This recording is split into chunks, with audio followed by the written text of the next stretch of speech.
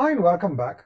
Now in this chapter, I just want to go through the concept of application security groups. So this is just another feature that is available when it comes to traffic filtering, when it comes to your Azure virtual machines. So we've already looked at network security groups that can be used to filter or restrict your inbound or your outbound traffic onto your Azure virtual machines. Now you can define a network security group either onto the network interface that is attached onto a machine, or you can also attach a NSG, that's a network security group, at the subnet layer within the Azure virtual network. So there are different ways that you can actually assign your network security group. Now, one way of filtering traffic is via IP addresses. So remember, each machine gets an IP address.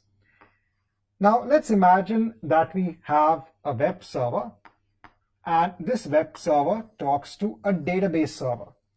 So the web server is talking to the database server to fetch some information, to fetch some data. So at this point in time, you would want to have a rule in place that would ensure that the database server accepts connections from the web server. Now, one way in the rule is to mention what is the IP address of the web server.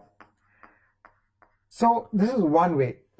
But from a maintenance point of view, if the IP address of the server changes, then the rule does not take effect.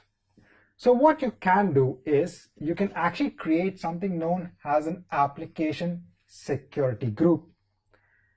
Once you create an application security group, you can actually make the web server part of the application security group, and then in the NSG, the network security group of your database server, you can ensure that it accepts traffic from the application security group, which in turn means that you are accepting traffic from the web server.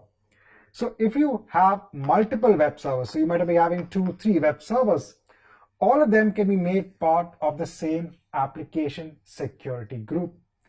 So if you just allow traffic from the application security group, all of the web servers will be accounted for.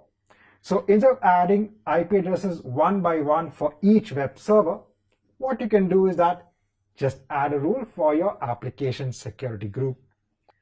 Now, I'm not going for an implementation of the application security group because this can be quite complex. See, we are looking at AZ900, wherein we need to understand the concept of such terms. So when you go on for further exams, let's say for AZ303, when it comes to the architecture point of view, at that point in time in that course, I actually explain how to implement application security groups.